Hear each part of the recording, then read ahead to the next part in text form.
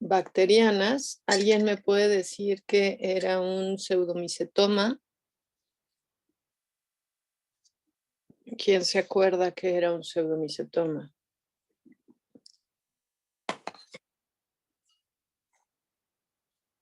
Lesiones micóticas en la piel. Se me fue. ¿Quién habló? Perdón. Yo, Ramos Ramírez. ¿Habla? Sí. Ok. Los micetomas son las lesiones micóticas en la piel en donde tenemos una lesión nodular. ¿Sale? Hoy quedamos que es 3 de diciembre, ¿verdad? Entonces, esos son los micetomas, Carla. Y los pseudomicetomas son normalmente los pseudomicetomas bacterianos, que son lesiones en la piel nodulares, pero que en esta ocasión se asocian más bien a bacterias que puedan estar involucradas en este tipo de lesiones, más que a agentes micóticos. ¿Ok? Entonces, sí, sí, casi. Lo más frecuente es que las lesiones de piel sean lesiones secundarias. ¿Se acuerdan que eso habíamos quedado? Y las lesiones micóticas de piel normalmente son lesiones primarias, pero asociadas siempre a un inmunocompromiso, ¿no? Entonces, algo importante que ayer igual no comenté es que las micosis de la piel, sobre todo en niños o personas inmunocomprometidas, pueden ser zoonóticas, ¿no? Entonces se vuelve importante ahí ubicar a a los animales que podrían ser portadores de los hongos.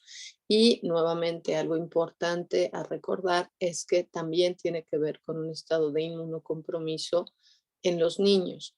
A menos de que sean niños muy pequeños, ¿no? Normalmente deberían de considerar qué es lo que está inmunocomprometiendo al niño para que pueda tener una lesión micótica. Pero nuevamente otro de los grandes mitos, ¿no? En los pediatras, el niño tiene micosis, desháganse del perro. Entonces, otra vez, el perro no es el problema, ¿no? Los hongos mm, son individuos normales de la piel de perros, de gatos e incluso de humanos. Claro que si hay una convivencia interespecie cercana, pues bueno, eso podría ser el causal, aunque se consideran justamente secundarias porque son secundarias al inmunocompromiso.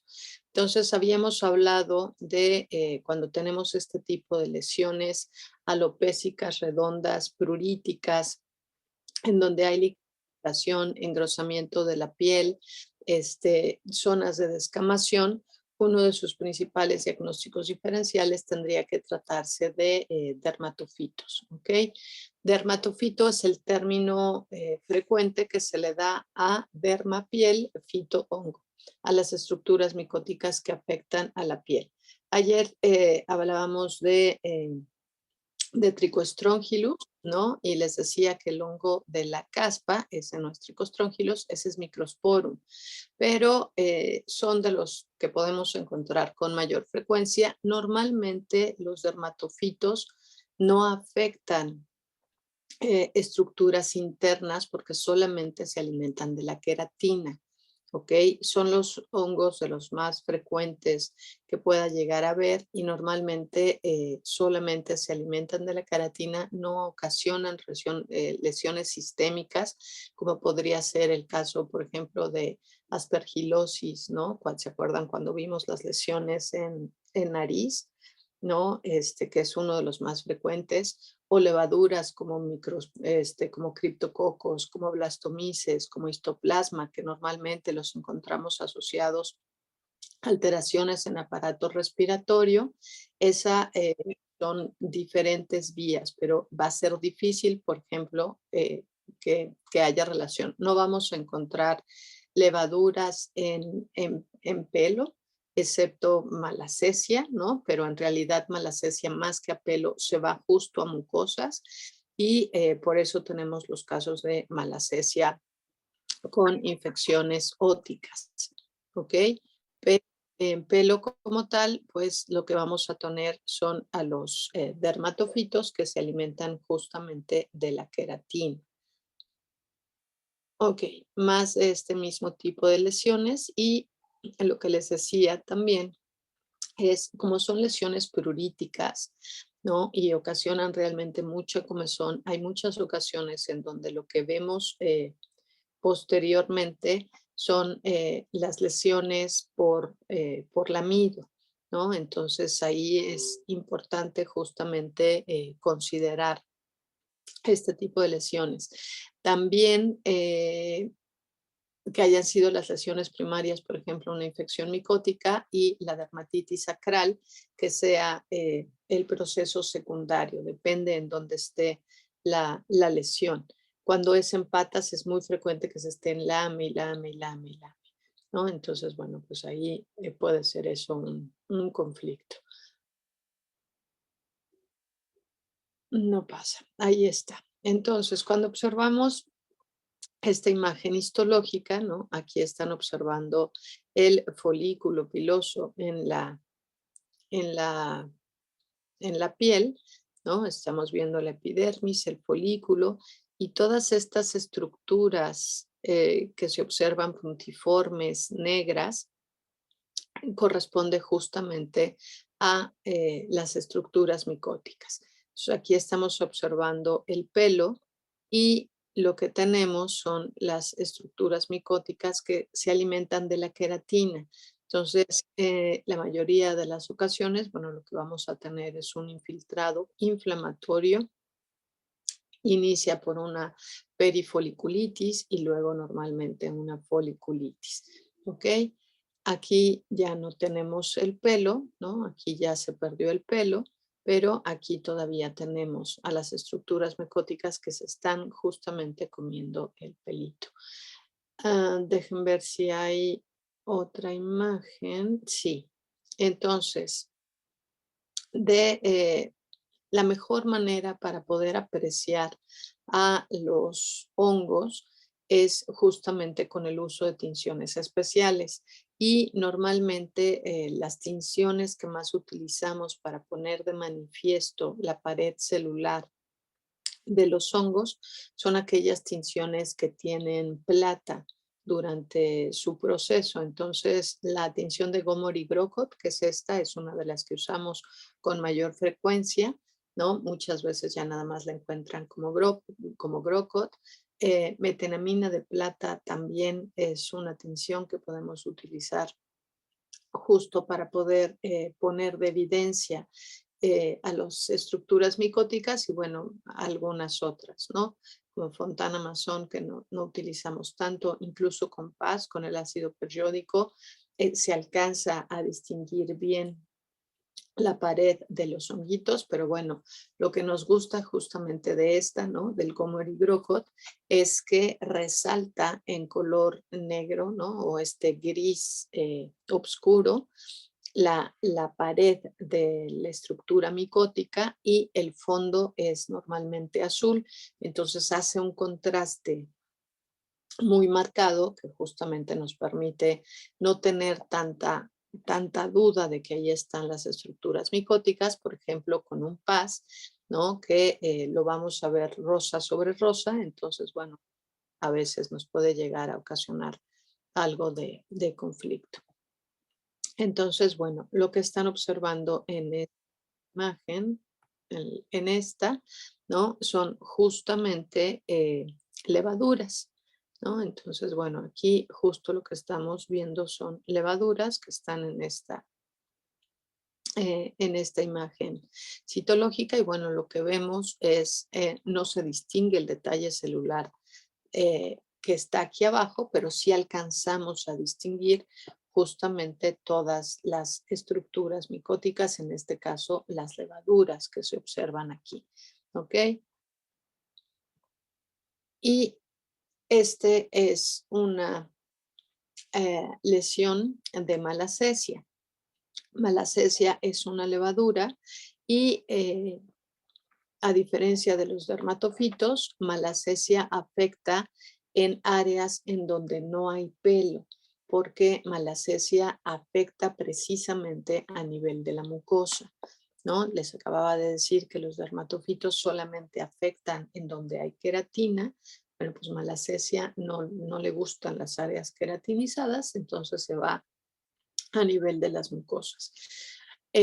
Lo más frecuente, el sitio de lesión más frecuente de malacesia es justamente en las orejas y normalmente este tipo de lesiones las presentamos en individuos que tienen orejas caídas. Recuerden que las condiciones para que tengamos una infección micótica es justamente la humedad y la temperatura. Entonces, en la oreja, pues tenemos todas esas condiciones, ¿no? Sobre todo en orejas, las orejas caídas, pues están mucho más húmedas. ¿Cómo se observa una otitis por malacesia? Bueno, pues lo que van a observar es esto, ¿no? Van a tener una hiperproducción de moco por este fenómeno irritativo y normalmente observan eritema. Lo mismo son lesiones pruriticas, ¿no? Entonces los animales están muy molestos. Es muy frecuente que caminen y de repente como que muevan la cabeza o que muevan mucho la cabeza hacia los lados o de plano que se empiecen a rascar cuando ya están muy desesperados, se rascan con las patas, ¿no? Se rascan con mucha desesperación y es muy fácil que se ocasionen hematomas auriculares. También una característica es este engrosamiento de la piel, no nada más el eritema, alcanzan a ver cómo está engrosada la piel en estas áreas, ¿no? Y se observa eritematoso y esto es muy molesto. Entonces, normalmente en estos casos lo que se recomienda son lavados, ¿no? Lavados con clorexidina es como lo más frecuente. Hay algunas pomadas óticas, pero es como realizar este lavado y después, eh, además del lavado, secar posteriormente la oreja para que no se siga manteniendo el proceso. Normalmente aquí sí el tratamiento es solamente tópico, ¿no? Y a menos de que ya tuvieran una contaminación secundaria o en procesos de inmunocompromiso importante, como en este animalito, ¿no? Ya entonces sí hay que considerar otras cosas. ¿Se acuerdan también que les había mencionado que justamente cuando tenemos desbalances metabólicos, principalmente desbalances endocrinos, es frecuente que tengamos entonces estas dermatosis generalizadas, ¿no? Y cuando ya tenemos alopecia y cuando ya tenemos además seborrea por lo mismo de la alopecia, ¿no? Hiperpigmentación, y entonces pensamos en pacientes hipotiroideos, en pacientes con hiperadenocorticismo, en pacientes con hiperestrogenismo, ¿no? Es frecuente que debido a una alteración endocrina primaria, además, en todos estos casos hay un inmunocompromiso importante de los pacientes. Ahí sí podemos encontrar las infecciones por malacesia, no nada más a nivel auricular, sino que se vuelvan infecciones generalizadas, ¿no? Entonces, bueno, pues ahí sí ya tienen un compromiso más importante y sobre todo también hay ocasiones en donde no nada más es la afección por malacesia, sino que tienen infecciones bacterianas y además con malacesia ya involucradas en este tipo de lesiones y bueno, evidentemente esto ocasiona con mucha más facilidad el hecho de que podamos tener ya un compromiso sistémico en estos individuos. Pero esta es una situación particular. ¿Se acuerdan también que les había dicho que clínicamente, ¿no? El olor de la malacesia, justo como se queda en donde hay mucha grasa y el hongo que está alimentándose también de todo este sebo que se está produciendo, es un olor fétido muy característico, ¿no? Ese olor a podrido, de grasa podrida, ¿no? Que es como difícil de olvidar, pues así huelen estos individuos, ¿no? Estas lesiones cuando tenemos malacesia. Y malacesia microscópicamente, supongo de esta, se acordarán, si vieron en sus, tuvieron prácticas en línea, ¿verdad? De microbiología, pero seguramente vieron a malacesia, y malacesia es esta levadura que característicamente le decimos que tiene forma de suela de zapato, ¿no? Es esta formita, yo le veo más cara como de pino, ¿no? De boliche, pero bueno, pues ahí está justamente la malacesia. Claro, esta es una imagen. A ustedes sí les tocó presencial. Yay, perfecto. ¿Y vieron malacesia en las clases? Perfecto. Entonces, una vez que ven a malacesia, es difícil que se les olvide si la alcanzaron protis, ¿no? Justamente porque la forma de malacesia es como muy característica, ¿no? Entonces, aquí tienen una tinción de azul de algodón, pero evidentemente esto es tomado directamente de un cultivo. Entonces, por eso hacemos la tinción de azul de algodón. Y acá lo que tenemos son las malacesias en una imagen de microscopía electrónica de barrido, en donde alcanzamos a ver justo toda la superficie externa con un gran aumento de estas estructuras micóticas, y bueno, pues son muy características, ¿no? Dejen ver, no, no está. Pero bueno, si hiciéramos un frotis, aquí sí no es necesario hacer raspado. Cuando tenemos infecciones por malacesia, se puede hacer un frotis, ¿no? Se pone directo con un hisopo, se toma la muestra y se pone en el portaobjetos, y veríamos algo parecido a esto, ¿no? Nada más que estructuras levaduriformes bien definidas, ¿no? Pero bueno, malacesia, ah, ahí está para que se acuerden de ella. Y, ok, vamos a ver entonces ahora infecciones de la piel de tipo viral, ¿sale? Entonces vamos a empezar con uno de los virus que son más frecuentes, que afectan a piel, son los poxvirus. Entonces, poxvirus, tenemos al poxvirus aviar, ¿no? Y las lesiones, bueno, hay diferentes variedades de poxvirus. Normalmente las que más circulan son aquellas que afectan a galliformes, ¿no? A gallinas, guajolotes. Sin embargo, también hay unas variedades que afectan a falconiformes, que es esta imagen de aquí a la derecha, es un halcón. Halcones, gavilanes se pueden ver afectados también por poxvirus. Lo mismo, ¿no? Siempre afectan individuos que están inmunocomprometidos, y las lesiones son normalmente la formación de estas pápulas que muy frecuentemente se vuelven vesículas o pústulas, y posteriormente se ulceran. Entonces, normalmente estas lesiones se observan con mayor facilidad en las áreas que están desprovistas, de plumas. Por lo tanto, las lesiones a nivel de cabeza, ¿no? O a nivel de patas es en donde se observan con mayor facilidad.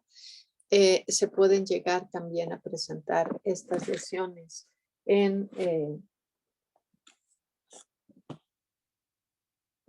en el resto del cuerpo, pero bueno, las plumas no nos dejan que las veamos con tanta facilidad como en estas zonas desprovistas de pelo. ¿Ok? Entonces, las lesiones histológicas características de este tipo de lesiones de poxvirus, ¿no? Es esta degeneración balonoide que se presenta en los queratinocitos y normalmente podemos llegar a observar cuerpos de inclusión. Entonces, bueno, aquí lo que están observando es justamente esta degeneración balonoide. Se observa entonces estas áreas proliferadas del epitelio y en estas áreas de proliferación es en donde observamos, ¡ah! Suéltalo. No era contigo, María, era con la computadora. Ahí es en donde observamos justamente estas procesos de degeneración hidrópica de de los queratinocitos, ¿no? Y núcleos aparentes. Hay ocasiones, les digo, pero esa no es la mejor imagen, en donde se pueden observar los cuerpos de inclusión.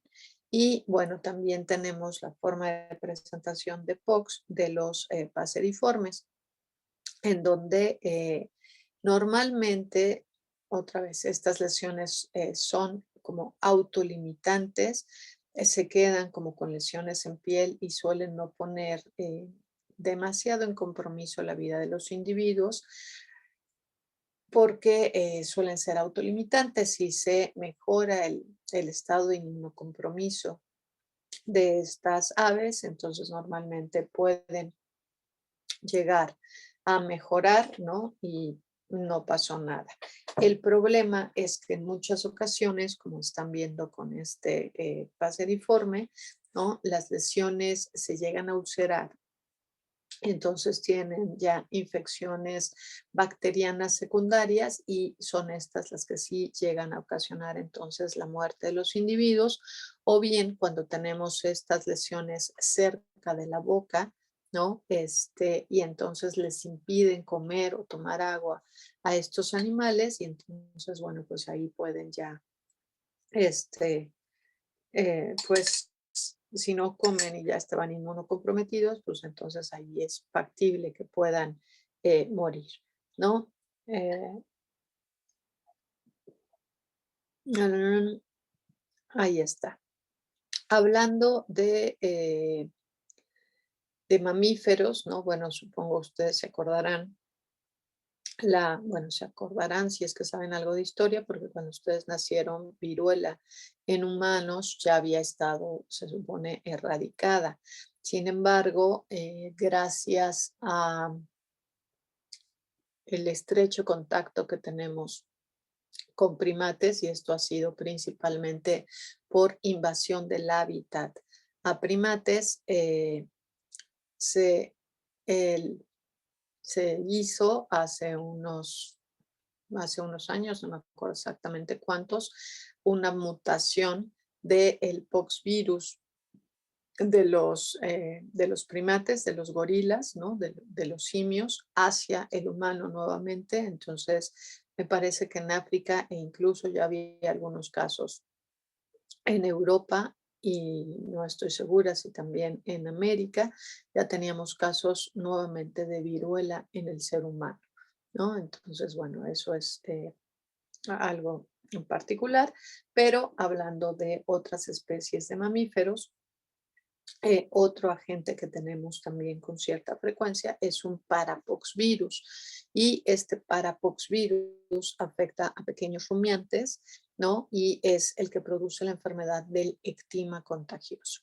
Entonces, las lesiones que se observan asociadas a estos parapoxvirus son lo que veíamos más o menos en las aves, ¿no? Van a ser estas lesiones que inician como mácula, pero normalmente se convierten en pápulas, vesículas, muy frecuentemente pústulas y otra vez es mucho más fácil observarlas estas en las zonas de piel que no tienen pelo. Entonces, las zonas más frecuentes en las que se observe esto es alrededor de la boca, alrededor de la nariz, alrededor de los ojos o lesiones también vesiculares en la piel de glándula mamaria o de la piel del abdomen, ¿no? También se llegan a observar lesiones a nivel de la banda coronaria, ¿no? En las patitas, justo en la unión donde termina la pezuña e inicia el pelo, también ahí se pueden observar estas lesiones y conforme se va comprometiendo más al individuo, se van volviendo lesiones más extensas, ¿ok? Y hay ocasiones en donde estas lesiones vesiculares que posteriormente se vuelven ulcerativas y se pueden llegar a contaminar, ¿no? Con bacterias, también se pueden llegar a observar en la mucosa de tracto digestivo, principalmente en tracto digestivo pregástrico, ¿no? Entonces, en esófago, en rumen, incluso en, eh, en omaso, es frecuente también que podemos llegar a observar estas áreas ulceradas aquí principalmente, ¿ok? Y algo importante a considerar en las infecciones de este parapoxvirus es que puede llegar a ser zoonótico, ¿ok? Entonces, esta es una excelente imagen de lo que no se tiene que hacer. Yo sé que la imagen está enfocada en mostrarles la lesión que tiene este borreguito alrededor de las nostrilas, ¿no? En la nariz, alrededor en los belfos, ¿no? Pero vean las manos, ¿no? Entonces, esta sí es zoonosis. Normalmente en el humano lo más que llega a ocasionar son lesiones papulares, vesiculares, ulcerativas en las zonas de contacto, ¿no? Normalmente pues es en la piel de las manos, pero algo importante a considerar es que a donde se vaya esa mano, puede también eh, volverlo, digamos, autoimplantar al agente viral, ¿no? Entonces, dependiendo para dónde lleve esa mano, muy frecuentemente a la cara, ¿no? O los hombres a algunas otras partes más íntimas del cuerpo, ¿no? Sobre todo cuando no tienen buenos hábitos de higiene, entonces es más fácil eh, recordar las medidas de bioseguridad básicas y de verdad créanme que cargar un par de guantecitos de látex no les ocupa mucho tiempo, mucho espacio y sí los puede llegar a evitar, por lo menos que tengan la presentación de muchas enfermedades. Y la otra, no, lo que siempre les digo es recuerden, a lo mejor su estado su estado inmune es adecuado, pero no siempre quienes conviven alrededor de nosotros tienen el mismo estado inmune y pueden ocasionarle lesiones a alguien más en la casa, ¿no? Sobre todo o adultos mayores o niños pequeños. Entonces, pues es relativamente eh, fácil de evitar este tipo de lesiones, ¿no? La otra sería, ya terminé de hacer esto, una buena lavada de manos, ¿no? Y sobre todo lavarse las manos antes de tocar a otro animal, ¿no? Entonces, bueno, aquí están observando estas lesiones, aquí eran pápulas, ¿no? Pero si se fijan, bueno, pues ya deben de haberse ulcerado, quizá vesículas se ulceraron y ya lo único que vemos son estas lesiones costrosas multinodulares que normalmente son muy molestas justamente porque se presentan a nivel de mucosa. Entonces ya cuando tenemos este tipo de lesiones a nivel de mucosa, pues imagínense si ganas a este borreguito de comer, ¿no? Entonces, son más frecuentes las lesiones de eczema en cabras que en borregos, pero bueno, se pueden llegar a presentar de manera indistinta en estas dos especies. ¿Sale? Dejen que cambie ahí. Entonces, más de lo mismo, ¿no? O sea, vean estas lesiones eh, papulares en la nariz, costrosas. Este caso evidentemente es de un borreguito que está pues en mejores condiciones que la imagen del borreguito anterior, pero de todas maneras esto no deja de ser molesto, ¿no? Sobre todo porque se ulceran y es muy fácil que tengan infecciones bacterianas secundarias y entonces sí ya se van complicando cada vez más las lesiones. Entonces lo que se observa histológicamente es lo que veíamos o les comentaba que se aprecia en las infecciones de poxvirus, ¿no? Son estos procesos proliferativos de la piel en donde, ay, perdón, en donde los queratinocitos lo que tienen son esta degeneración balonoide, ¿no? Pueden llegarse a ver cuerpos de inclusión intracitoplasmáticos en estos queratinocitos degenerados y un infiltrado inflamatorio que aquí es, bueno, muy, muy evidente, ¿no?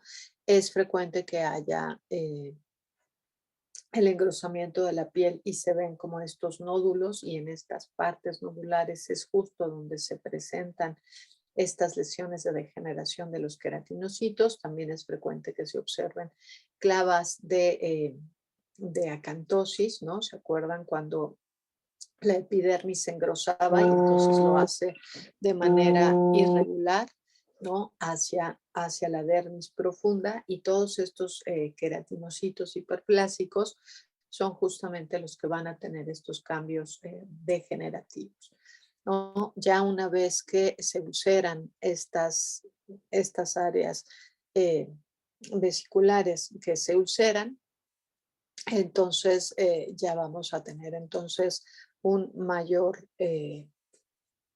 una mayor evidencia de un proceso inflamatorio en toda esta zona.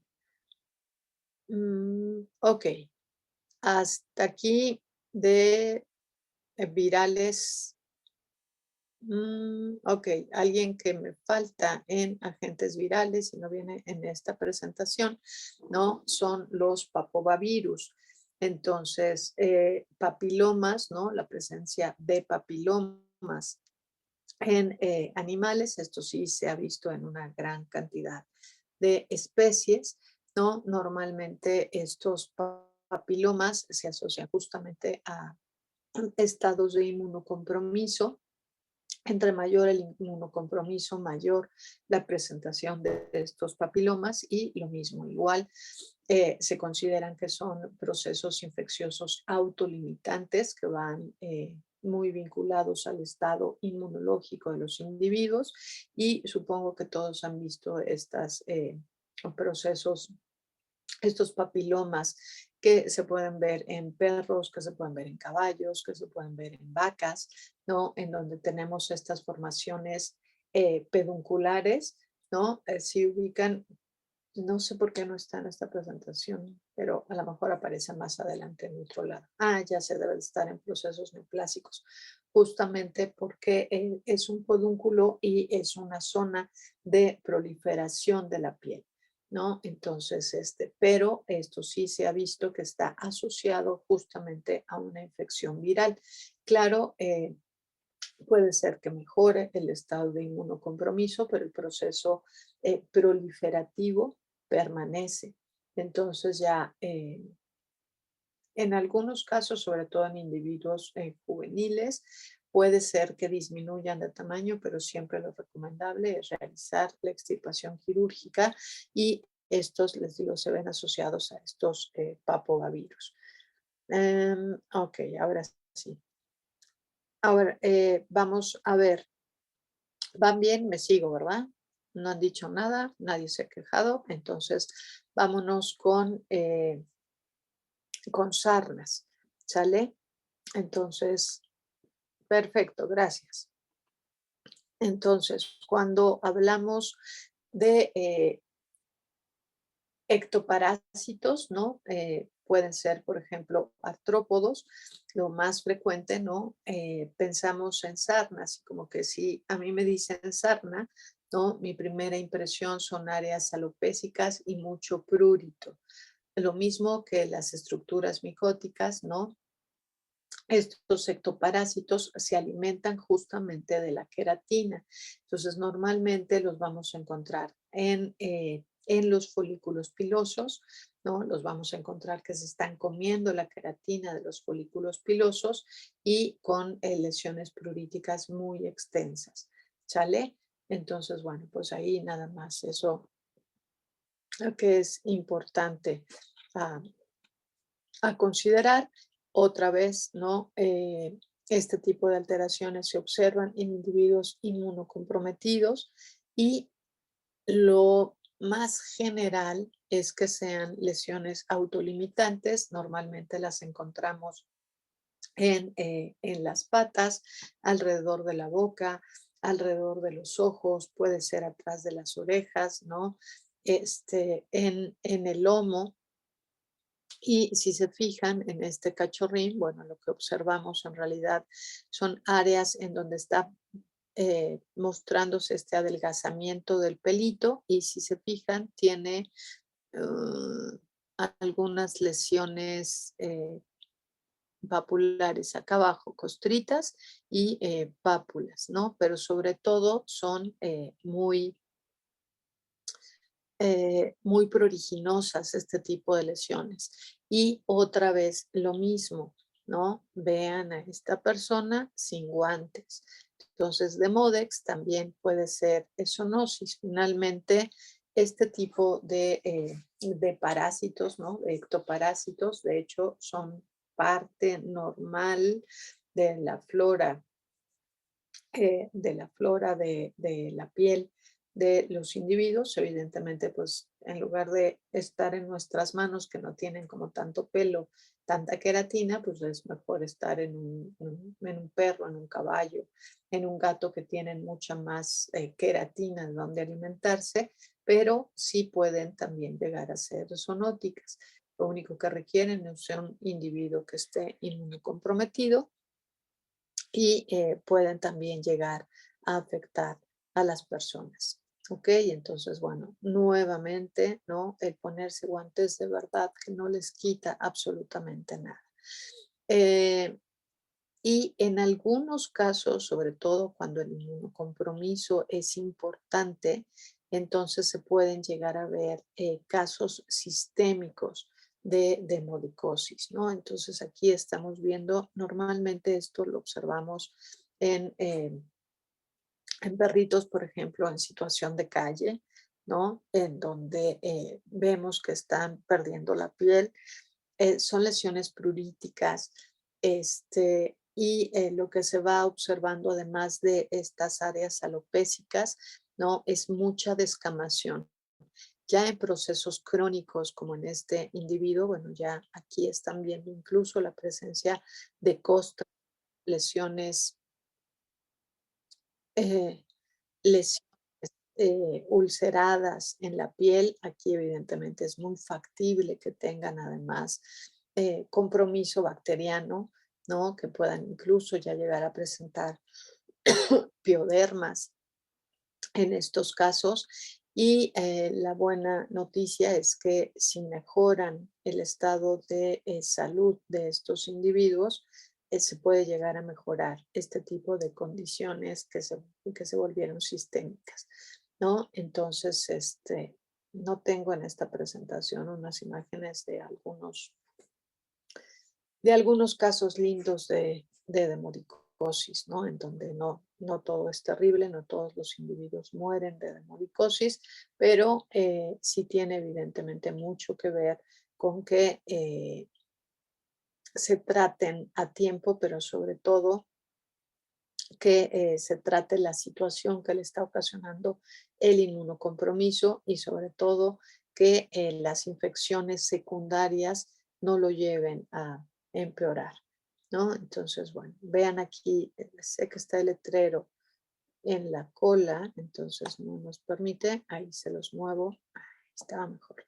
Ok, vean la lesión en la cola, las lesiones en las patas, ¿no? Las lesiones en cualquier lado, porque se rascan, se rascan, se rascan y luego se rascan en otro lado, entonces se llevan a los ectoparásitos en la mucosa o en la piel alrededor de la boca y a donde se vuelvan a rascar, entonces ellos mismos se van autoimplantando a los parásitos, ¿no? Y pues son de verdad, si nunca han visto a un perro con sarna, es muy desesperante porque les da muchísima comezón, ¿no? Lo mismo que les decía en los casos de los individuos que tienen alergia al piquete de pulgas, sobre todo cuando están infestados de pulgas, ¿no? Lo mismo le pasa a estos individuos con sarna que pasan una gran parte de su día rascándose, rascándose, rascándose. Es cada vez mayor su desesperación y dejan de hacer otras cosas porque les da muchísima comezón. El tratamiento para la sarna normalmente es el uso de piretroides, funciona bien, ¿no? Son extremadamente agresivos y hay que tener muchísimo cuidado, sobre todo en las zonas en donde tenemos este tipo de lesiones ya abiertas, porque funciona bien para matar a los ácaros, pero también afectan sistema nervioso central de los pacientes, ¿no? Entonces hay que tener cuidado. Hay un montón de remedios caseros, ¿no? Que yo he escuchado que si les ponen aceite quemado en los carros, los matan, ¿no? A los ácaros.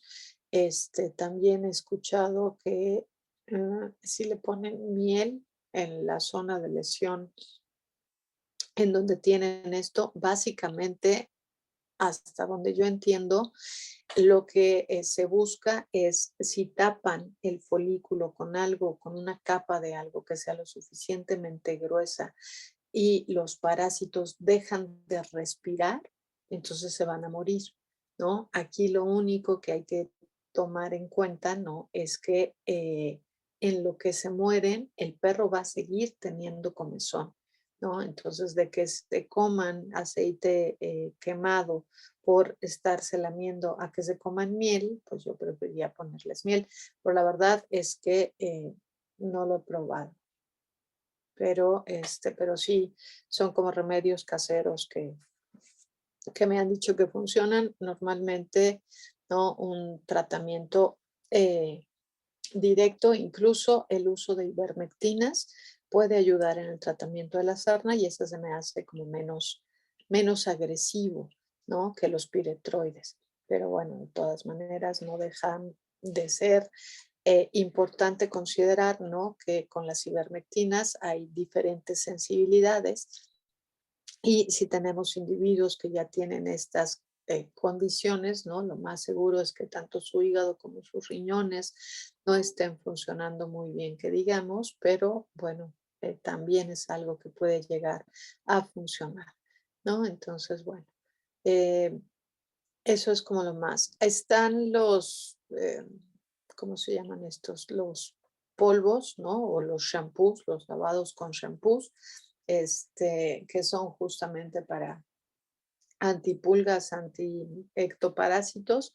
Todos estos tipos de talquitos o de shampoos normalmente sirven y justamente lo que tienen estos pues, son los piretroides, ¿no? Entonces ahí nada más mucho cuidado cuando lo están aplicando y lo mismo, ¿no? O sea, si se pusieron guantes para tratar al individuo que tenía la sarna, pónganse guantes para ponerle estas sustancias porque los piretroides afectan sistema nervioso central, ¿no? Entonces, y les digo, afecta el sistema nervioso central de los parásitos, pero también de los mamíferos incluyendo a quién se lo están poniendo y quién lo está poniendo, ¿no? Entonces, depende mucho de la sensibilidad tanto del paciente como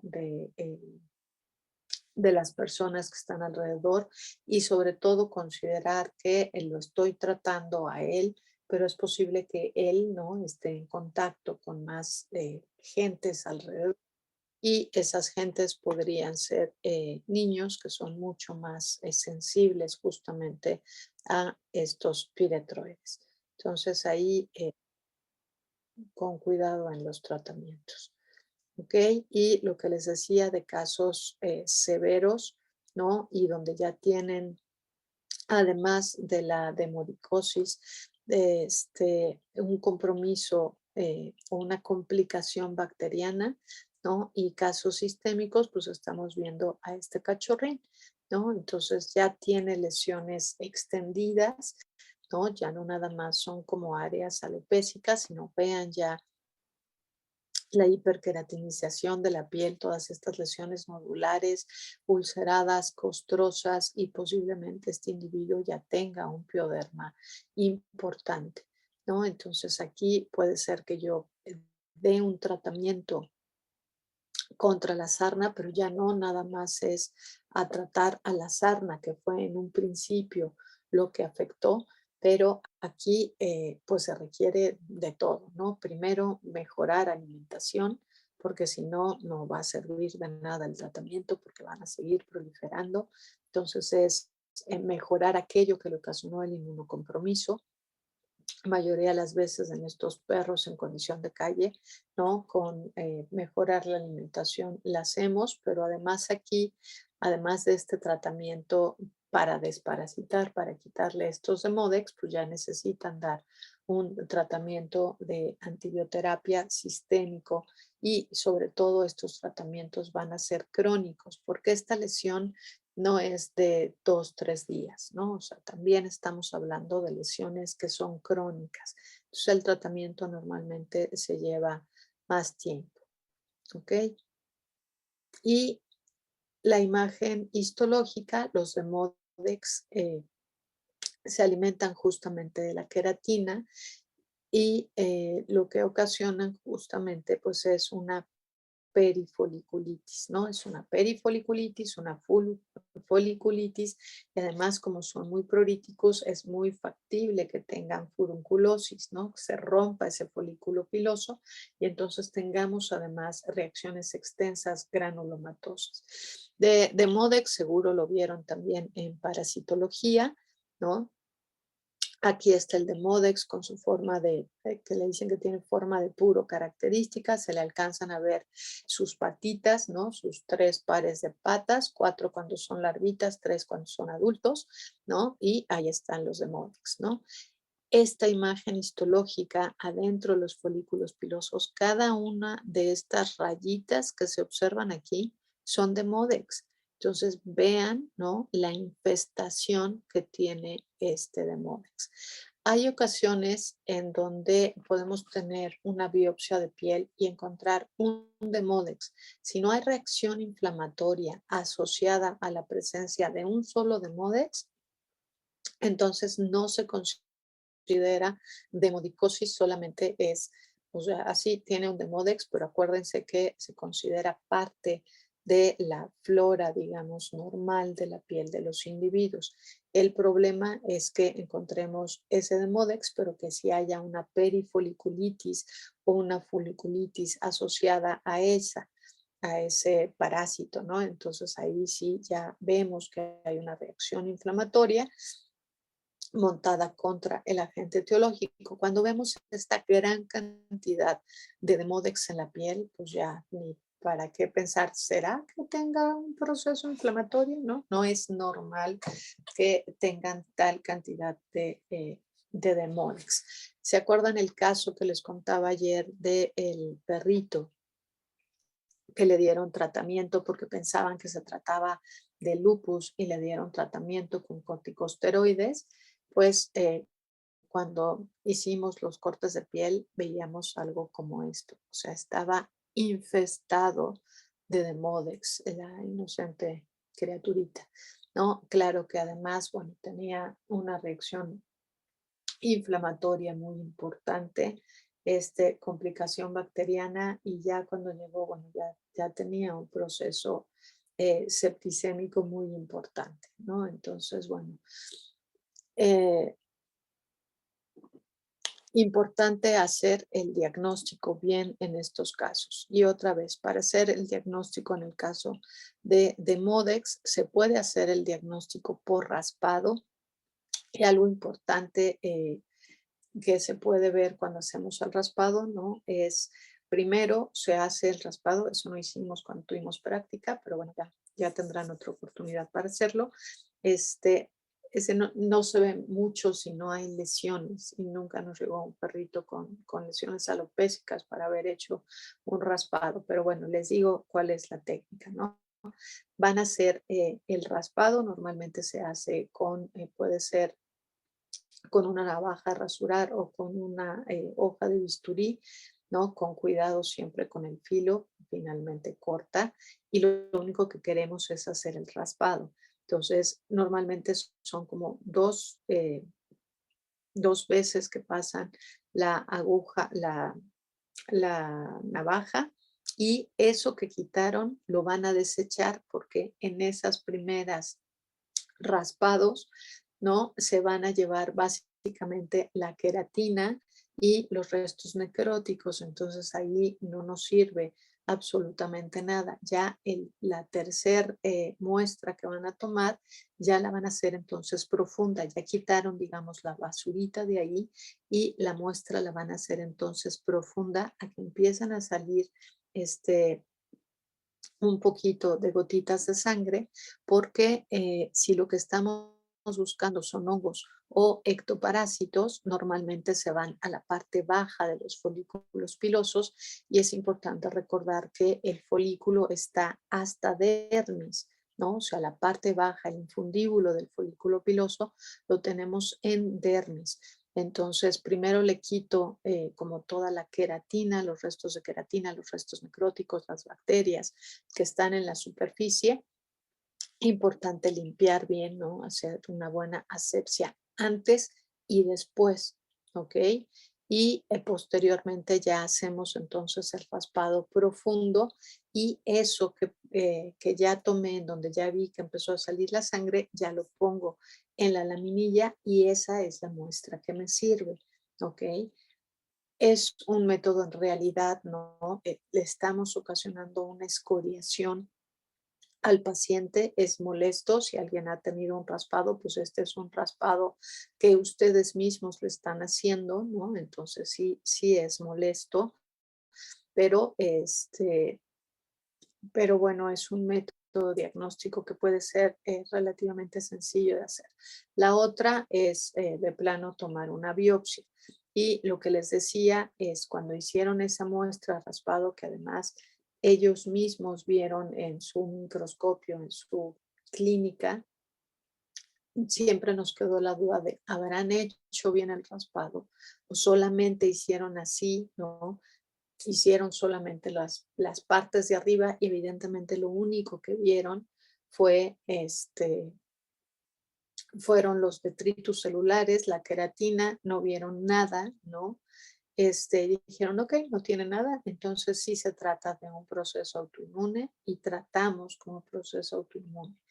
Entonces, no hay manera de que fallen si toman una biopsia, ¿no? O sea, si tomo una biopsia, pues entonces ya voy a ver esto, y ya aquí no hay punto de pérdida en donde alcanzo a observar justamente a los agentes que están involucrados. Claro, es más invasivo, ¿no? Pero 3 puntitos de gilocaína toman la muestra de la biopsia y van a tener un diagnóstico mucho más preciso y contundente. Aquí están observando el folículo piloso, y todos estos que están aquí adentro son Demodex, ¿no? Entonces vean, este es un Demodex, este es otro, y ellos están felices conviviendo dentro del folículo piloso, ¿no? Están como en un eh, edificio sobrepoblado, pero no tienen conflicto en compartir los unos con los otros. Entonces, bueno, aquí evidentemente tienen queratina, pero la misma respuesta inflamatoria es una hiperkeratosis para tratar de protegerse, y ellos son felices porque el mecanismo de protección les da más alimento, entonces se siguen reproduciendo con singular alegría. ¿Sale? Entonces, bueno, Demodex es uno de los eh, parásitos que llegamos a observar en piel con mayor frecuencia, pero no es el único, ¿ok? También recuerden que tenemos a Sarcoptes y a Soroptes, ¿no? Normalmente Sarcoptes y Soroptes lo tenemos no tan frecuente en ciudades o en animales de compañía, sino más bien los llegamos a observar en áreas más rurales, pero de todas maneras hemos tenido casos de sarna sarcóptica aquí en la ciudad, ¿ok?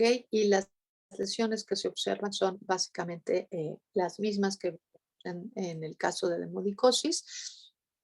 Son estas áreas pruríticas, otra vez, ¿no? Y donde hay hiperqueratinización, ¿no? Entonces vean a este pobre cabrita, ¿no? Todas las lesiones, aquí ni siquiera hay alopecia, ya está hiperqueratinizado, está liquenificado y vean ya estas grietas en su liquenificación, evidentemente ocasiona que tenga problemas ya de manera sistémica, ¿no? Es muy factible igual que tengan infecciones bacterianas secundarias y bueno, pues aquí las lesiones alrededor de los ojos, alrededor de la nariz, alrededor de la boca, en la oreja, pero vean también en el cuello, ¿no? Entonces, son lesiones pruríticas y bueno, evidentemente esto es ya dejar a un animal que llegue como pues a casos muy extremos, ¿no?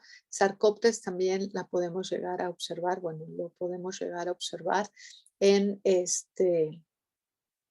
en conejos, ¿no? También sarna sarcóptica y les afecta las orejas, les duele muchísimo porque además las orejas son extremadamente sensibles en los conejos, ¿no? Y aquí estamos viendo lo que les decía, en individuos que estén muy inmunocomprometidos, entonces las lesiones se pueden llegar a extender. Esto no era un solo, este era un perrito que vivía en condición de calle, ¿no? Y está completamente alopécico justamente por una sarna extendida.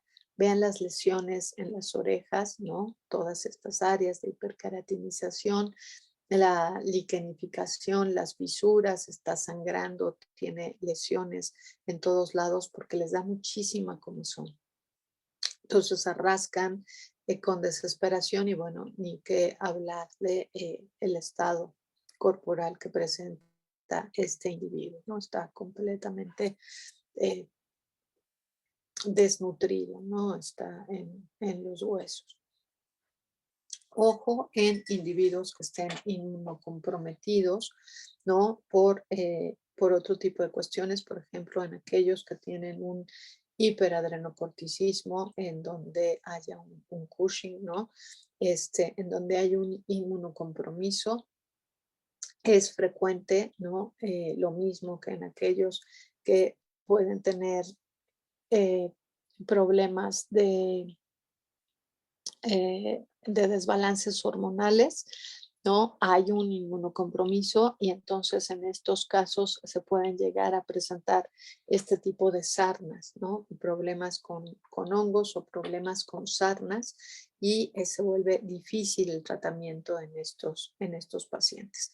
Pero pues es importante, ¿no? En ellos, en donde el inmunocompromiso es por una enfermedad que incluso en algunas ocasiones el mismo tratamiento es lo que les está ocasionando esto, pues bueno, es complicado poder tratar. Entonces siempre es más fácil estar vigilando y hacer un tratamiento inmediato a permitir que llegue a casos tan severos como esto. ¿Sale? Hasta aquí, dudas, preguntas, comentarios. ¿No? ¿Vamos bien? Ok, Todo bien. perfectísimo. Sale. Entonces aquí lo que estamos observando es justamente un acercamiento de la orejita del perrito, ¿no? Vean las áreas de hiperkeratinización, ¿no? La liquenificación, como tiene todas estas fisuras, está sangrando y esto es aquí, pero vean todo lo demás, ¿no? Entonces imagínense si esa dermatitis que les enseñaba hace rato por malacesia, les digo que es muy molesta, que les ocasiona comezón, que se pueden llegar a lastimar justamente por la comezón en estos casos en donde ya además las lesiones las tienen extendidas en todo el cuerpo, bueno, pues se vuelve terrible para estos individuos. ¿Sale? La imagen histológica, este es el cartílago, bueno, parte de la orejita de este paciente y lo que estamos observando es una hiperqueratinización y dejen ver si en el acercamiento ahí están. Aquí están los sarcóptes, ¿no? Señalados justamente con las flechitas. Están dentro de, bueno, sobre la piel, ¿no? Ya no hay folículos pilosos aquí, pero entonces están sobre la piel. Todo esto son esas costras que veíamos y esta excesiva cantidad de queratina es donde estos sarcóptes están felices de la vida. Aquí comiendo de esa queratina, ¿no? Vean este tamaño de bicharejos. Y si se fijan, en realidad, pues está infestado de estos bichillos, ¿no? Evidentemente, bueno, aquí lo que les decía, ¿no? El engrosamiento de la epidermis con la presencia de estas clavas de acantosis, ¿no? Y bueno, evidentemente la hiperqueratinización, ya no tenemos foliculitos aquí, pero quedan todavía las glándulas sebáceas y si se fijan además tiene dilatación de algunos conductos, ¿no? Entonces, bueno, pues esa es la imagen histológica de lo que veríamos en el caso de las sarnas. Ahí un acercamiento del bicho, ¿no? Feliz de la vida él comiéndose la queratina y ven las espículas en la pared. Entonces, justamente la presencia de estas espículas es lo que ocasiona el que les dé tanta comezón, ¿no? Y hay una reacción inflamatoria contra estos bicharejos. Entonces, bueno, hay un sarcóptes de cerquita para que los vean. ¿Vieron sarcóptes también en sus clases de parasitología o nada más de Modex? Sí sí lo vimos. Sí, yo sí me acuerdo que lo vimos. Sí, yo también me acuerdo que veíamos todo, ¿no? Y de hecho, supongo también debieron de haber visto a Soroptes, pero creo que de Soroptes sí, de Soroptes no tenemos imagen.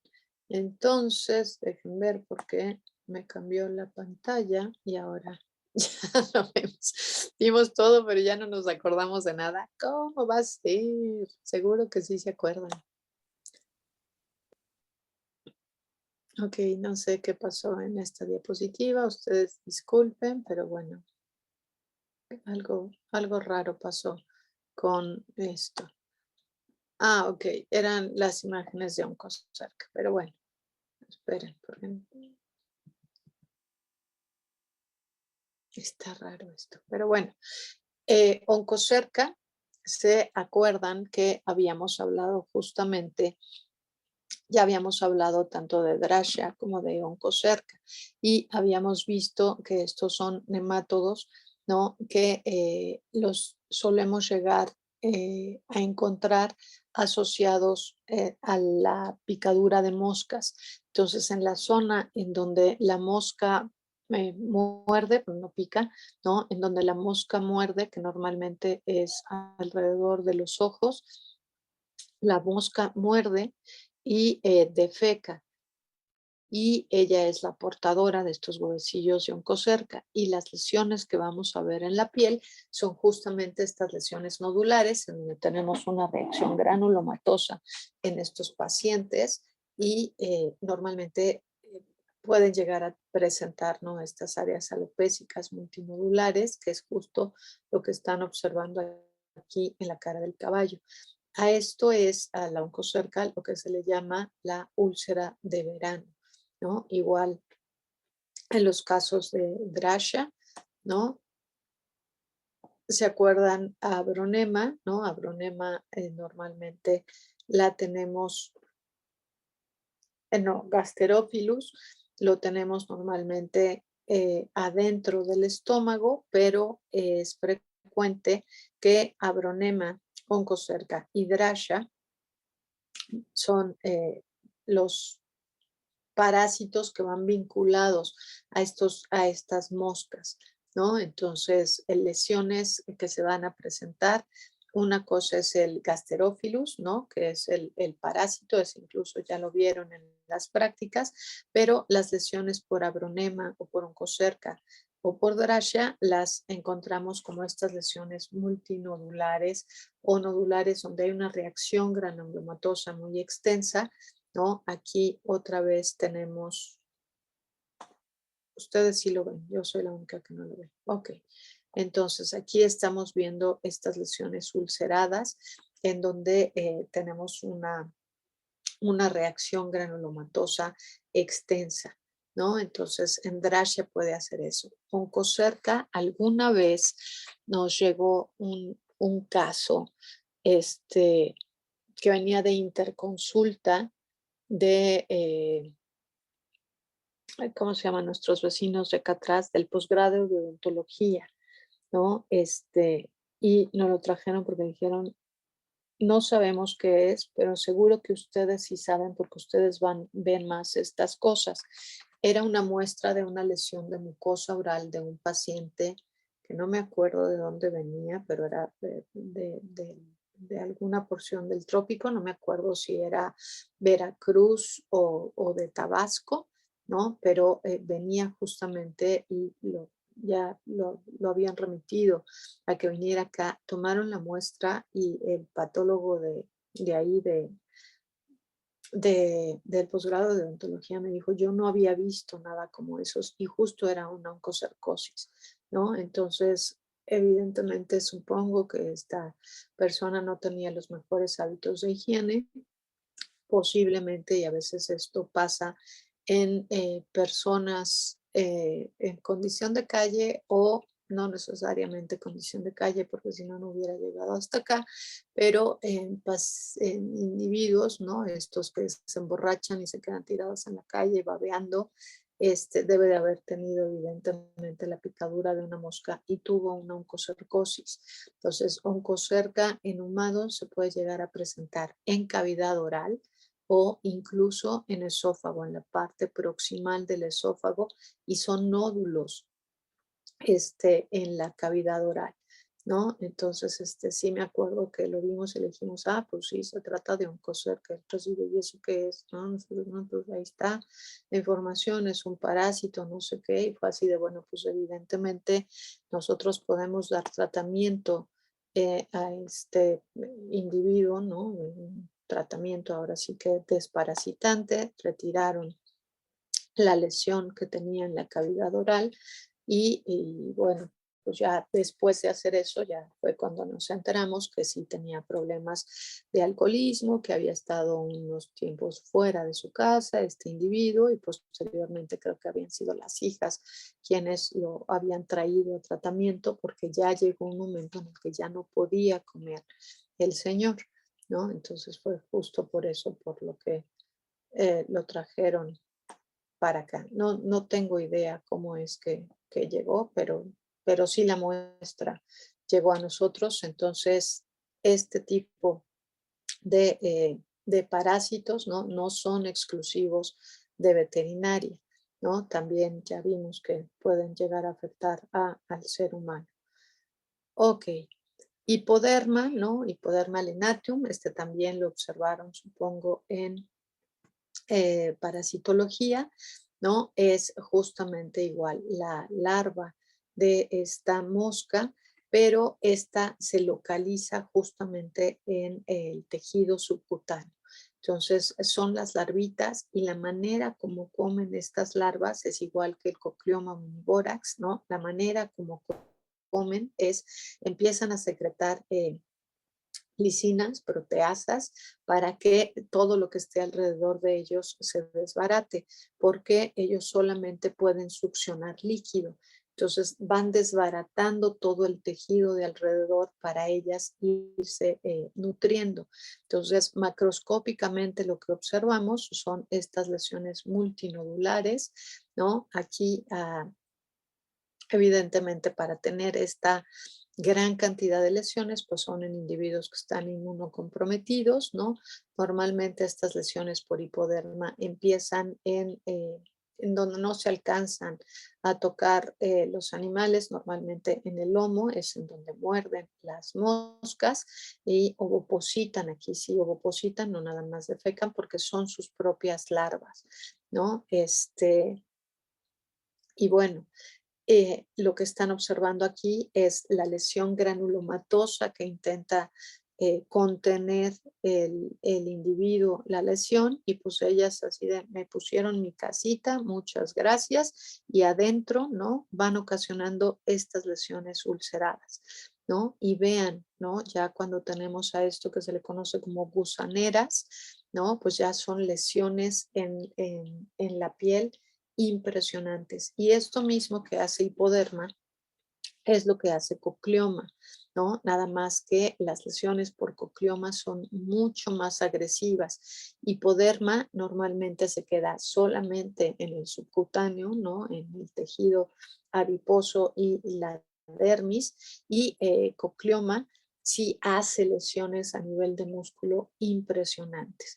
Entonces, bueno, estas son enfermedades que estaban en campaña, sobre todo la de cocleoma, y se decidió que ya, bueno, no se decidió, ya se había considerado que ya no había casos de cocleoma en nuestro país, y entonces había una, eh, pues no sé si decir fábrica, bueno, el centro de control de estas enfermedades estaba en el sureste, estaba en Campeche.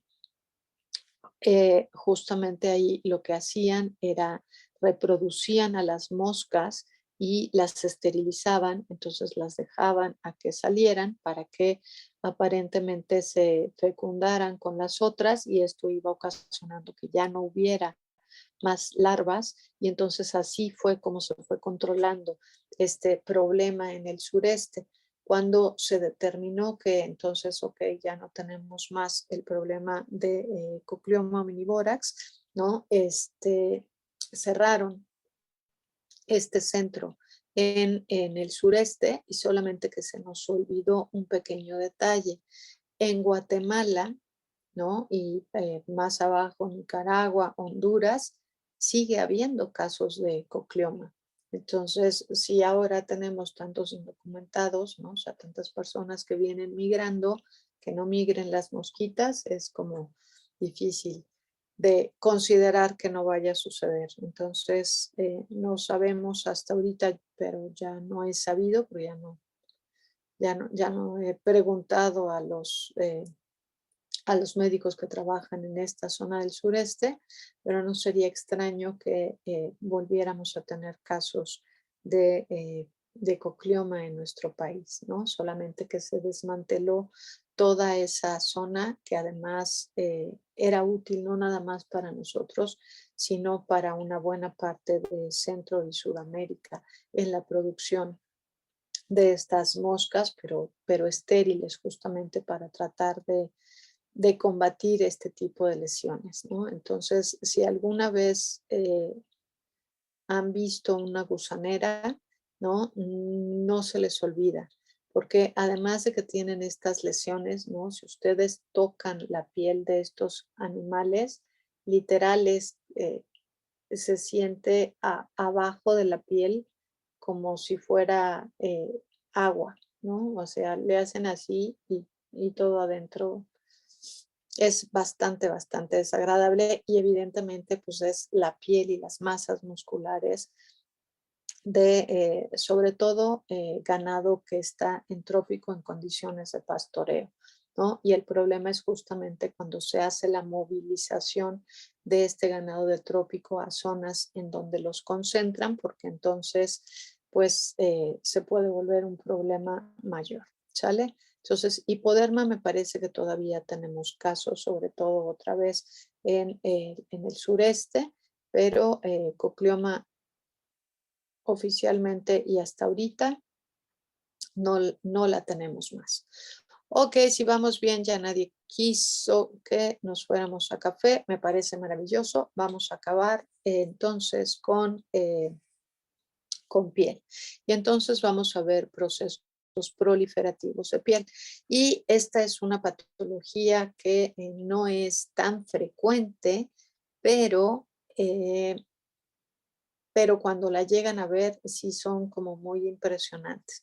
Teníamos justamente un caso de cuernos cutáneos aquí en la facultad, pero no se los pusimos para que lo vieran en las muestras, pero básicamente lo que tienen en realidad son áreas de hiperqueratinización en la piel. Normalmente se asocia a procesos irritativos muy crónicos, ¿no? Puede ser, por ejemplo, en casos de sarna, en donde tienen una hiperqueratinización, pero se va haciendo como muy local, ¿ok? Muy bien, Alejandra, vete a desayunar, tú que sí puedes. Entonces, y van siendo como estas lesiones cornificadas, ¿no? Es pura queratina, pero bien localizadas. Entonces, literalmente parece como si fueran cuernos y se presentan o se pueden llegar a presentar en cualquier parte de la piel. Esta es una cabrita, perdón, una borreguita que llegó aquí a la sala de necropsias y justamente no lo que estamos observando es la presencia de estos cuernos cutáneos, ¿no? Entonces, bueno, pierde el... ¿Me siguen oyendo igual? Sí, Ok, doctora. perfecto, sale. Es que mi teléfono está intentando entrar una llamada y entonces no sé si ustedes me oyen o escuchan el pi, pi, pero si no, perfecto y maravilloso. Entonces, lo que vemos en estos casos es justamente van perdiendo el pelo en estas zonas y después se hiperqueratiniza. Entonces, vean, ¿no? Son como formaciones queratinizadas multifocales en este caso y muy gruesas. Y si lo tocan literalmente es como si fuera cuerno, ¿no? Que es como pura queratina. Entonces, es muy aparatoso, normalmente se asocia a procesos irritativos, pero si ustedes quitan esto, ¿no? Pues ya normalmente no pasa nada. Lo que sí, evidentemente, es que hay que ver cuál fue la causa de este proceso de hiperqueratinización. En este caso, si hubiese sido sarna, pues bueno, ya no tiene más el proceso que le ocasionó esta irritación tan localizada, ¿no? Pero de todas maneras, si se fijan, pues el individuo no estaba como en la mejor condición corporal. Ahí está la piel, ¿no? El engrosamiento y todo esto que se observa acá como estos cuernos cutáneos es pura queratina. Entonces, vean aquí la hipodermis, la dermis y desde la dermis y la epidermis se está queratinizando, ¿no? Y este es como una de esas partecitas en donde estaba, hacen el corte y se observa literal como si fuera un cuerno, nada más que lo tienen en cualquier otra parte de la piel, ¿sale? Son aparatosos, pero pues no, no ocasionan más que esto, ¿no? Entonces, bueno, aquí más cuernos cutáneos en especies silvestres, que básicamente pues es como parte de lo mismo. Dime, Rebeca, mande. Doctora, justamente iba a preguntar eso, o sea, se llaman cuernos porque como tal también tienen un crecimiento así, o sea, siguen como creciendo de manera que parecieran cuernos. Helo ahí en esta imagen, velos, Sí. parecen cuernos, ¿no? Ujú. Órale. Entonces sí, son cuernos. Por eso les dicen cuernos cutáneos. Claro, hay de cuernos a cuernos, ¿no? Ahí están los cuernitos, ¿no? O sea, en realidad es un proceso de hiperqueratinización, es mucha queratina, pero crece de esta manera exacerbada. Entonces, por un lado, hay una reacción de hiperqueratinización, normalmente asociada a algo que le está ocasionando la irritación, y después, pues ya hay esta proliferación de queratina, ¿no? Entonces, bueno, pues ahí justamente el por qué el término de cuerno cutáneo. A lo mejor en la cabrita pues no era como tan aparatosa, ¿no? Pero si la veían de cerca sí se veía como impresionante. Y lo que pasa es que esa borrega, perdón, sí nos llegó a nosotros y esta es imagen de internet, ¿no? Entonces no nos llegó a nosotros, pero como la otra sí nos llegó, pues esa es la que tenemos más a la mano. Ok, ahora sí llegamos a los papilomas. Entonces, normalmente asociados a la presencia de este papovavirus, ¿no? Y son estas lesiones pedunculares características. Normalmente aquí abajo, ¿no? Es a donde viene implantada esta lesión hacia la piel y salen y proliferan estas que son como estas papilitas, ¿no? Que a veces tienen como esta forma de florecita, de coliflor en la parte de arriba, ¿no? Con muchas papilas y normalmente unidas en un pedúnculo, en un piececito a la piel, ¿no? Les digo, normalmente son lesiones autolimitantes cuando se trata de infecciones virales, pero hay algunos casos en donde estos papilomas se vuelven extendidos, sobre todo otra vez en individuos inmunocomprometidos, ¿no? Bueno, pues es el típico papiloma exofítico, ¿no? Que se puede llegar a presentar en cualquier individuo, pero estos son seguramente los que han observado en perritos, ¿no? En individuos otra vez inmunocomprometidos, ¿no? De hecho, se supone que, bueno, pues las verrugas en humanos también se asocia a esta presentación viral, ¿no? Igual, pues pueden quitar, ¿no? Y ver cuál es el inmunocompromiso que está ocasionando estas alteraciones. Pero suelen no ocasionar mayor lesión como tal la presencia de los papilomas, pero hay algunas ocasiones, quiero ver si viene exacto, si viene esta vaquita, ¿no? En donde llegan a tal grado los papilomas que evidentemente no hay manera de que este bovino no esté incómodo por la presencia de estos papilomas. Claro, es un becerrito que no tenía como las mejores condiciones, ¿no? Pero bueno, pues realizar la extirpación ya de estos papilomas se vuelve muy complicado, ¿no? Pero bueno, pues la verdad es que tampoco lo podíamos dejar aquí. Otra vez este bovino llegó a la facultad. Si reconocen, esto es ahí en Equinos, donde no tenemos hospital de bovinos, entonces se lo llevaron ahí a Equinos. La verdad, Alejandra, no lo sé. Les mentiría si les dijera que supe qué pasó con esta vaquita, bueno, con esta becerra. No, no tengo la certeza de qué fue de ella. Lo siento. Les debo esta parte de la historia, pero si quieren les puedo inventar, o sea, daría lo de menos y decirles, sí, se la llevaron a su casita. No lo sé, la verdad es que no lo sé. Pero bueno, sí pueden llegar a ser estas lesiones tan severas como esto, ¿no? Entonces, es raro, evidentemente, llegar a ver eso, sobre todo más que lleguen hasta acá, pero bueno, pues ahí el hecho de que sí se da, ¿ok? En animales, bueno, en bovinos, por ejemplo, con infecciones con leucosis, es en donde se pueden llegar a presentar este tipo de alteraciones. Entonces, si a este individuo le hacen una prueba y resulta positiva a leucosis, pues entonces ya no tiene caso que hagas más tratamiento para quitarle esto, porque va a ser muy difícil que además de un tratamiento con retrovirales en un individuo de producción, ¿no? Entonces, pero la verdad que no supe qué le pasó a este becerrito. Ok.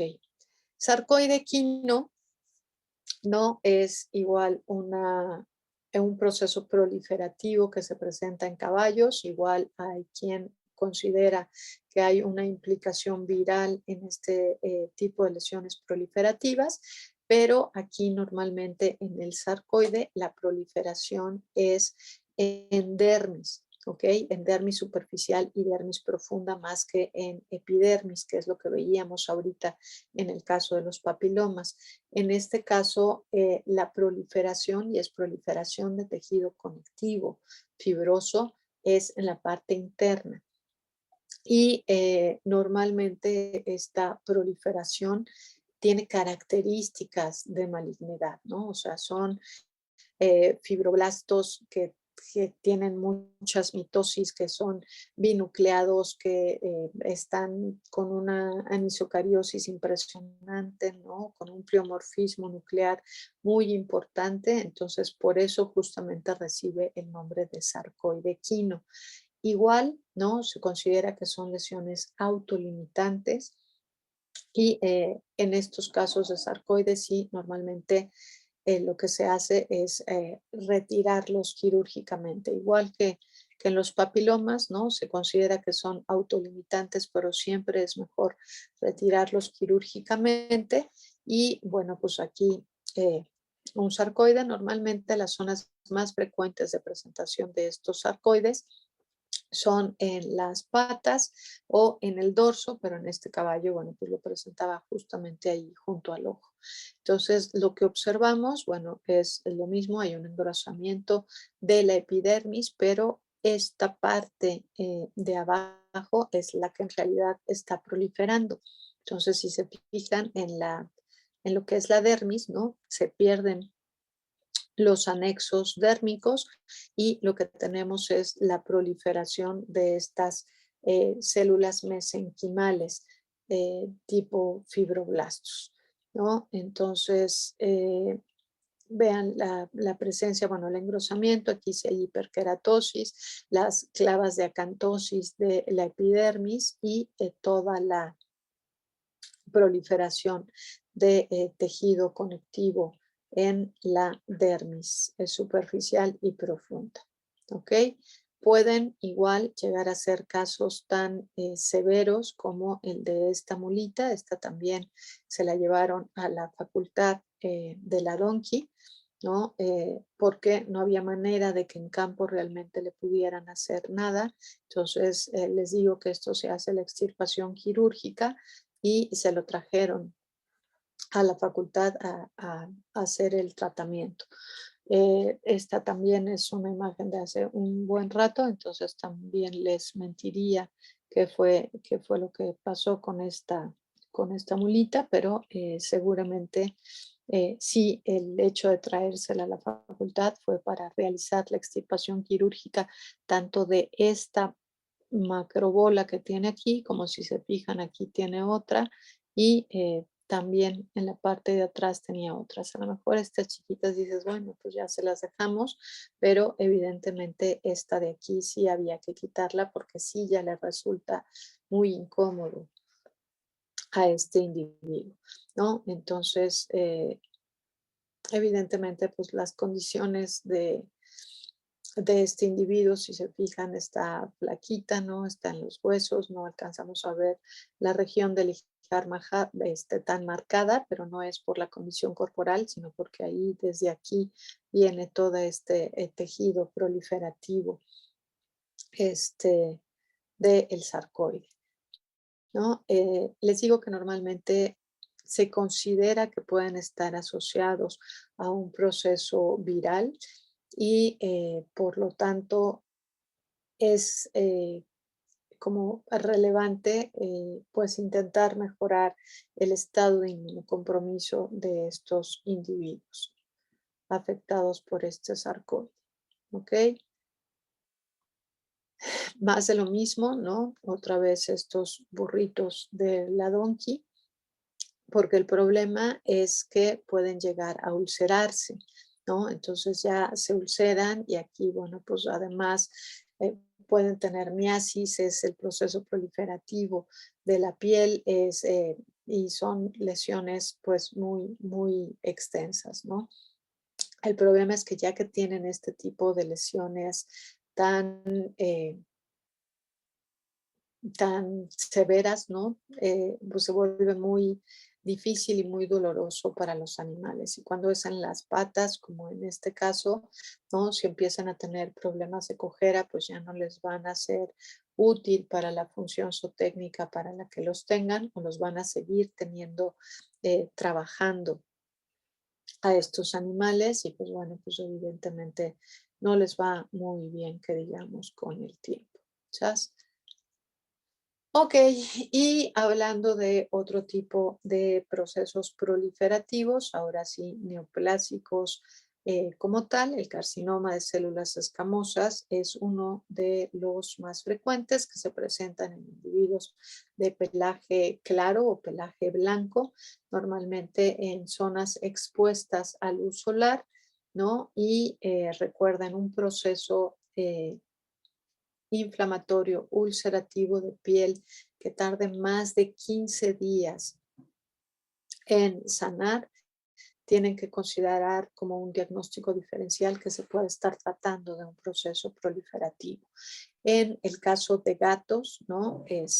Gatos de pelaje blanco, sobre todo en gatos que están expuestos a la luz solar, o en el caso de perros, ¿no? En Pitbull son tiro por viaje en donde más observamos este tipo de lesiones, y en Pitbull en hembras en glándula mamaria o en machos en la región del escroto es muy frecuente que tengamos este tipo de lesiones proliferativas. Y aquí son los queratinocitos los que están proliferando, ¿no? Histológicamente lo que van a ver son extensas áreas ulceradas y de proliferación de estos queratinocitos. Muy frecuentemente hacen nidos de células epiteliales, incluso en dermis profunda, ¿no? El problema de estos es que son localmente infiltrantes, muy invasivos localmente, y es muy fácil que ocasionen recidivas. No sé si era ustedes a quienes les comentaba, pero hay ocasiones en donde se realiza la extirpación quirúrgica, y normalmente dicen extirpación quirúrgica amplia, ¿no? Hay un estudio que se hizo en humanos en donde realizaban la extirpación quirúrgica, y ocasiones en donde normalmente una extirpación quirúrgica le llaman a 3 centímetros después del borde del proceso proliferativo, ya se considera como un margen amplio, y los autores de este estudio sugerían que cuando se trataba de carcinomas escamosas, ese borde fuera de 7 centímetros, ¿no? Entonces es muchísimo. Si lo piensan en un humano, dices, bueno, 7 centímetros es mucha piel, pero pues y eso va a garantizar el que no haya un proceso neoplásico de recidiva posterior, vale la pena. Pero si piensan en un chihuahua, ¿no? 7 centímetros, además del proceso neoplásico, pues es como casi toda la piel del abdomen del perrito. Entonces, bueno, pues ya se vuelve complicado. Y este margen de 7 centímetros lo determinaron justamente porque decían es que histológicamente no se observan ya alteraciones incluso a los 3 centímetros, pero lo que hicieron fue marcaje para células neoplásicas. No me acuerdo si fue con MIC o con P53, un marcador para mutaciones en estas celulitas, y se encontraron que hasta 7 centímetros podían ya tener estas mutaciones en estas células, en estos queratinocitos, en donde incluso no se observaba histológicamente ningún proceso ya aparentemente ni displásico, pero al marcar la célula se observaba que estas células ya tenían esos cambios en su genoma, ¿no? Entonces de ahí justamente el decir márgenes quirúrgicos muy amplios, ¿no? Pero bueno, esto evidentemente para nosotros se vuelve complicado, y créanme que desafortunadamente sí son muy frecuentes este tipo de lesiones. Otro proceso neoplásico que clínicamente se considera el gran imitador, ¿no? Son los mastocitomas y estos normalmente afectan afectan dermis, ¿no? Y es la proliferación de células cebadas o mastocitos. Entonces, normalmente este tipo de procesos igual llegan a ocasionar mucha comezón y sobre todo como síndrome paraneoplásico en este tipo de neoplasias, lo que vamos a observar son gastritis, ¿no? Gastritis o incluso gastritis ulcerativas, ¿no? Justamente por estos mastocitomas.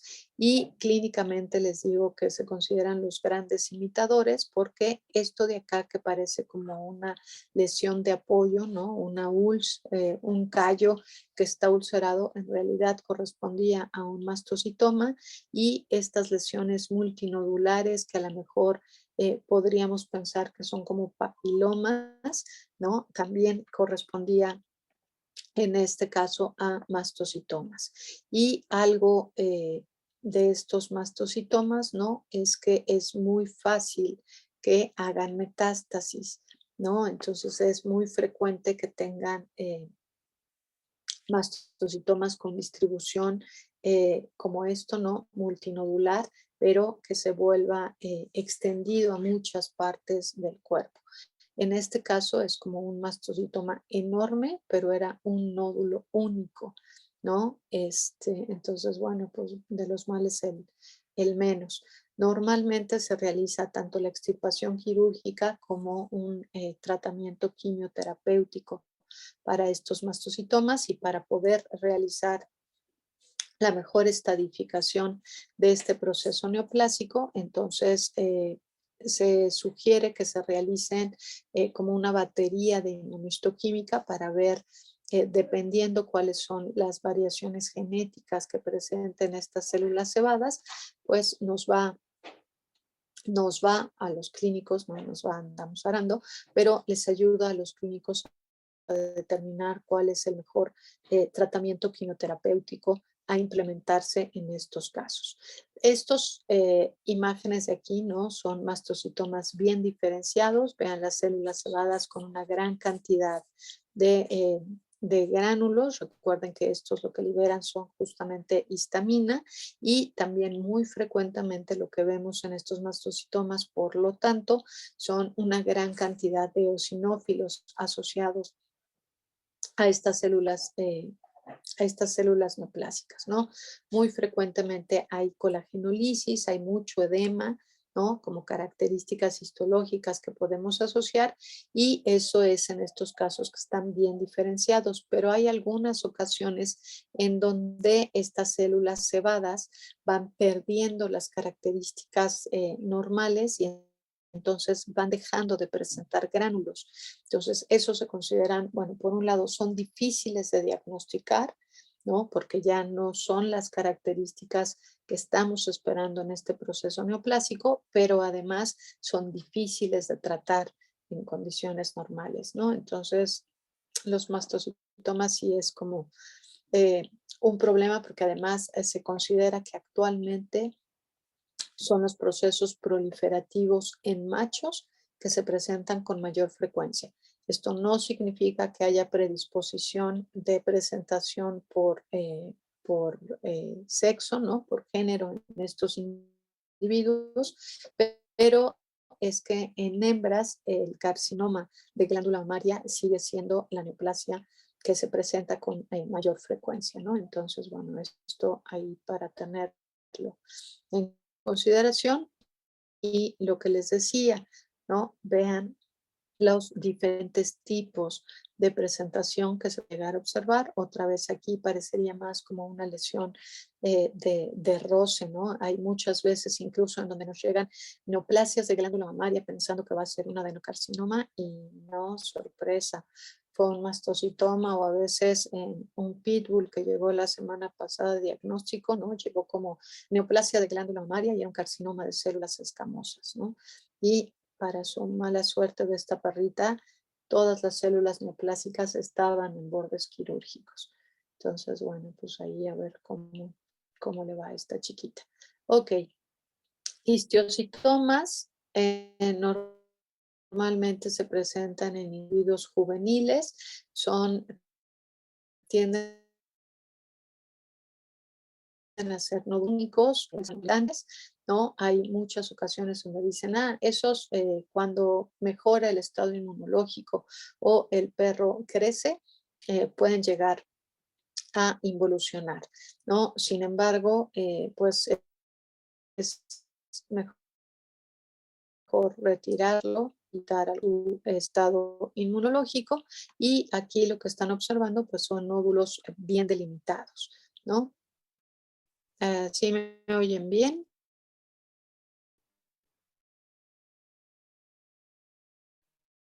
Me marca que la conexión es perfecta. Entonces me sigo. Melanoma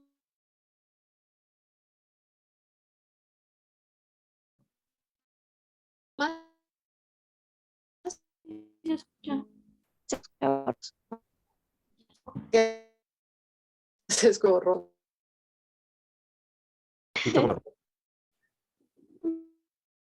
Pero,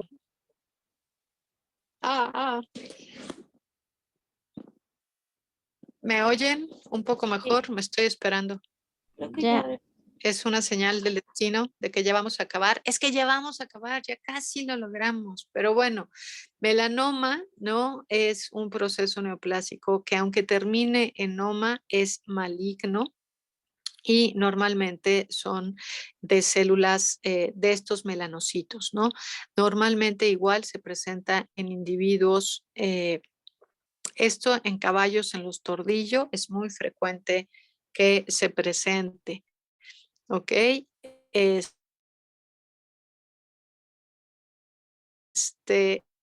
los señalan rojo. Ya no se escucha. ¿Ya no me oye nada? No se volvió a trabar.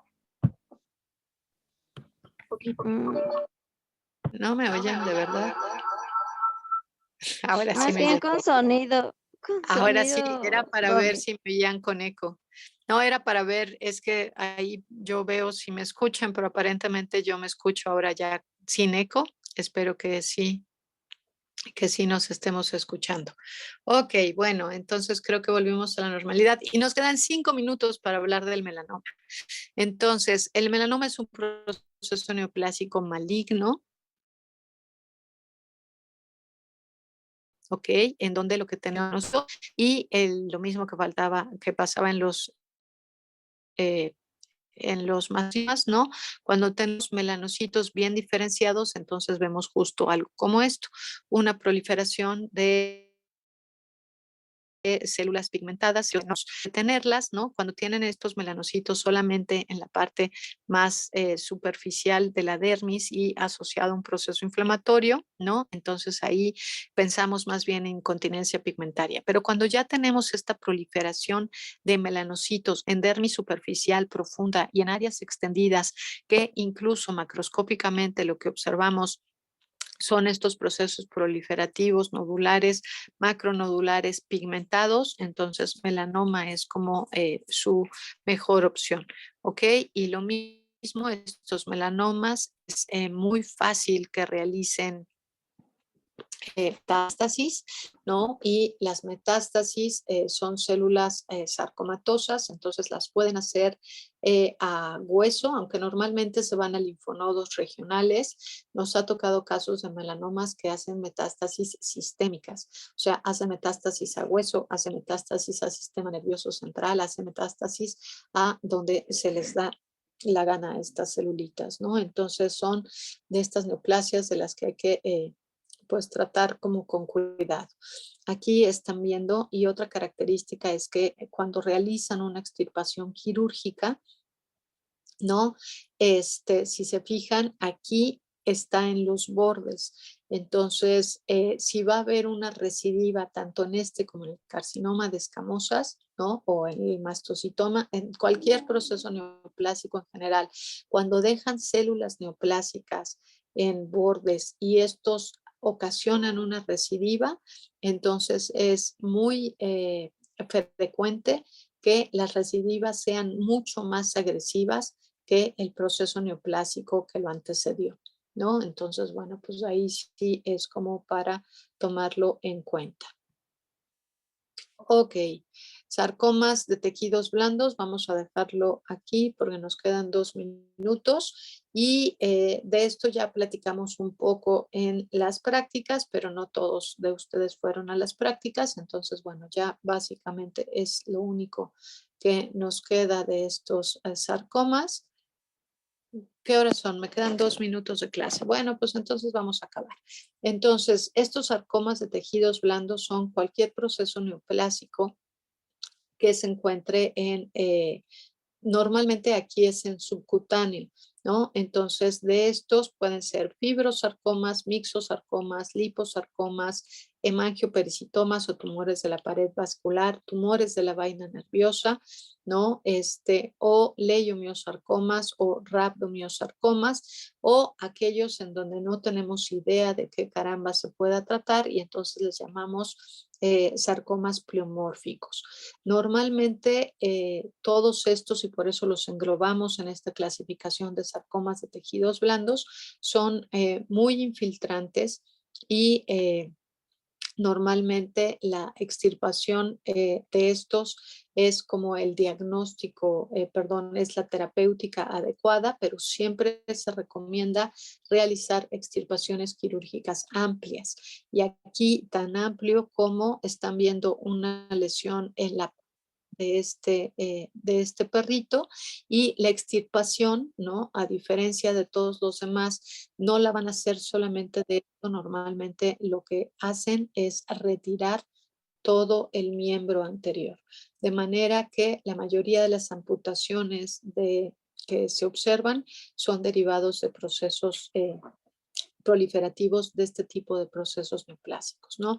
Aquí están observando este sarcoma en un individuo ya senil y entonces, bueno, pues se vuelve importante considerar que es mejor.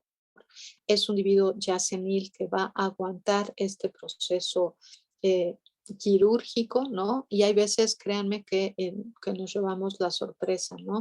Cuando son individuos jóvenes, bueno, pues entonces sí se les mejora mucho la condición de vida y según nuestros amigos oncólogos nos mencionaban que tienen pacientes de más de 2 años, incluso de 4 años, que han estado bien con una vida normal, ¿no? Posterior a estos tratamientos de excisiones radicales.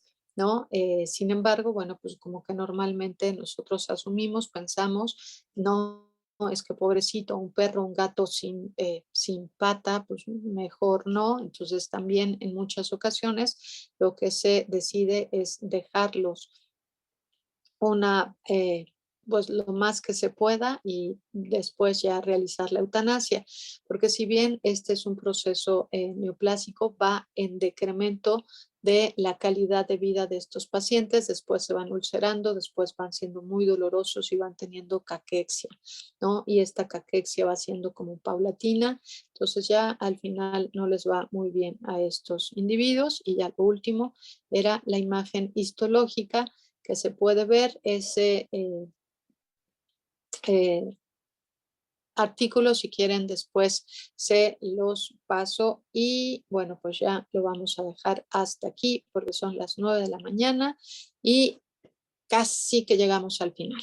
Entonces, bueno, nos vemos el martes, que tengan buen fin de semana. El martes vamos a empezar con sistema nervioso central.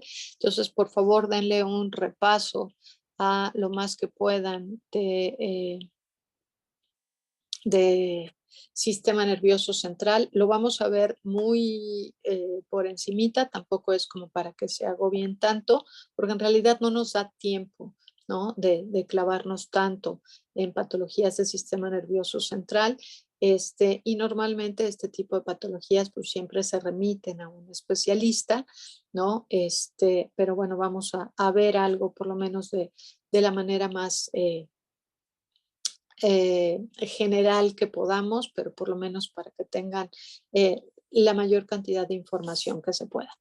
Me dio muchísimo gusto verlos por aquí, Dianita, qué bueno que ya llegaste y cuídense mucho. Ya estás en la facultad tan temprano en la mañana. Muy bien. Bueno, Ahora, mande. ¿Quién me habla? entonces, yo, Rebeca, ¿Qué pasó, Rebeca? entonces, ¿sí se va a juntar piel con nervioso? Sí, sí, porque si O- no, no nos va a dar tiempo. Piel con nervioso y si logramos a lo mejor piel nervioso y músculo esquelético, y si no, vamos a tener que dejar músculo esquelético para el final o en músculo esquelético y va a ser 10 para todos. Gracias, Alejandro, ya casi se me olvidaba. Claro, sí, esa podría ser una opción, el 10 que se me había olvidado. Pero bueno, vámonos ahorita a intentar acabar porque nos quedan 2 semanas y literalmente no se acaba el semestre, pero sí se acaban las clases porque regresamos nada más a la presentación de exámenes. Entonces, bueno, eso sí, para Muchas gracias. todos los que van a exentar, entonces sí, ya se acaba el semestre, eso sí. ¿Qué pasó? No, muchas gracias. Ok, sale. Bueno, me dio gusto verlos. Espero que existen la mayoría con el 10 que van a tener todos al final, ¿no? Pero bueno, nos vemos. Cuídense mucho, pórtense bonito. Buen fin de semana y terminen de disfrutar este viernes. Nos vemos. Bye. Dianita, me dio gusto verte. Cuídate. Bye bye. Bye. Chao. Gracias igualmente para ustedes. Lindo día.